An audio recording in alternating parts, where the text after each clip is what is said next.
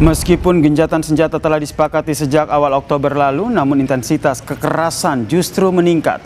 Kantor media Gaza melaporkan setidaknya ada 524 warga Palestina yang meninggal dunia, saudara. Di sisi lain, ada Board of Peace yang sudah dibentuk oleh Presiden Trump sebagai langkah perdamaian di Gaza, saudara, melalui kesepakatan dua negara.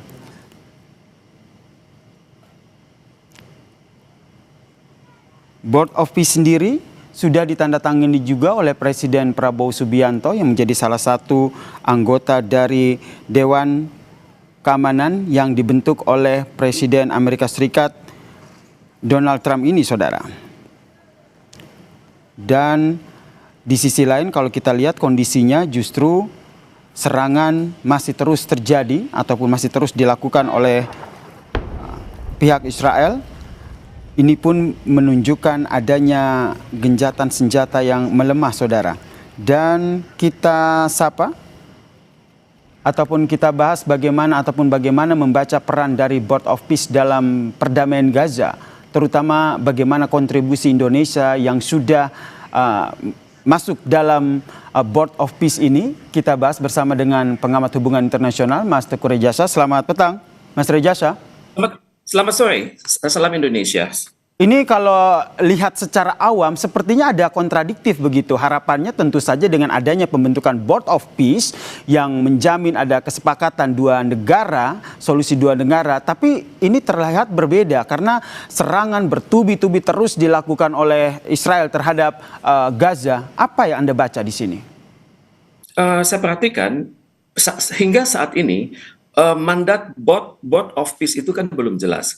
Struktur kepemimpinannya belum jelas. Kita hanya tahu Donald Trump di puncak. Tapi bagaimana mengimplementasi Board of Peace itu kan belum pasti. Yang jelas sekarang adalah negara-negara semakin sulit percaya bahwa Board of Peace ini akan berfungsi dengan baik. Apalagi sudah ada 26 negara yang saat ini sebenarnya berharap bahwa Board of Peace itu akan bekerja dengan baik. Dan negara-negara itu kan sebenarnya terdiri dari Asia Tenggara, kemudian Timur Tengah, Eropa, Latin Amerika, dan Kaukasus. Sebenarnya Board of Peace ini sudah memiliki struktur keanggotaan yang jelas, walaupun belum ada job description dan job specification dari Board of Peace itu. Memang yang kita harus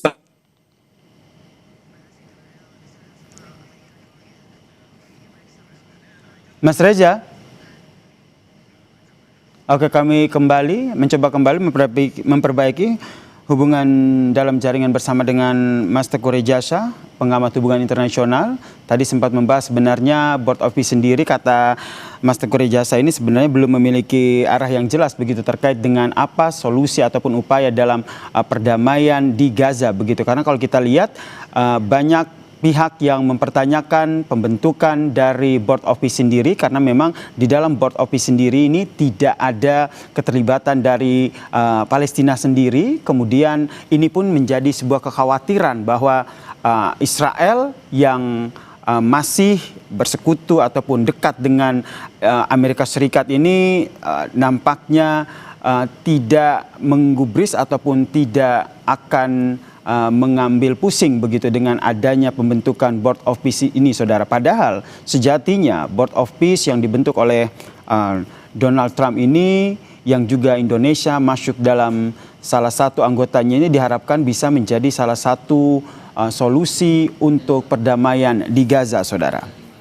Seperti yang kita ketahui, Indonesia sudah bergabung dengan Board of Peace, kemudian gencatan senjata sebenarnya sudah pernah disampaikan ataupun sudah pernah dilakukan oleh Israel dan juga Palestina. Kita ketahui sekitar Oktober tahun lalu gencatan senjata ini pun sudah disepakati begitu oleh kedua belah pihak. Namun tak berselang lama serangan kembali dilakukan. Saya sapa kembali Mas Teguh Rejasa. Mas Rejasa.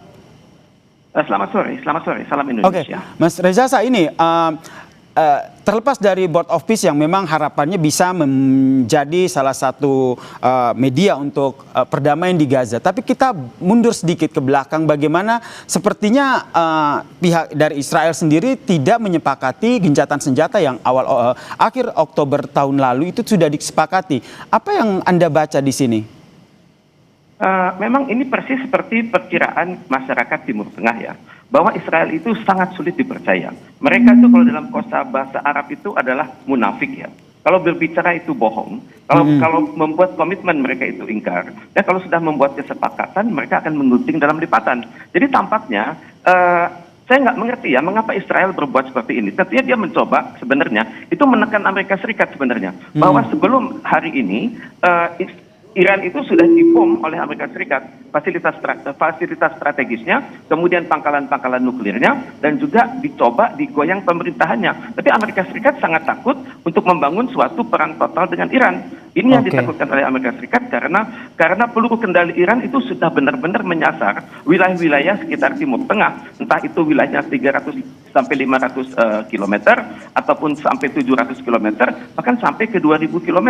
Jadi Amerika Serikat agak sungkan terlibat dalam suatu perang total. Apalagi negara-negara Timur Tengah menolak terlibat dan juga negara NATO menolak terlibat. Jadi Israel tampaknya gusar karena itu Israel membuat suatu preemptive strike yang memaksa Amerika Serikat untuk segera bertindak. Baik, ini yang nanti kita masih pantau bersama, terutama langkah dari Indonesia sendiri yang sedari dulu terus menyuarakan perdamaian di Gaza, Palestina. Terima kasih pengamat hubungan internasional Mas Teguh Rejasa telah berbagi perspektifnya di Kompas Petang. Salam sehat.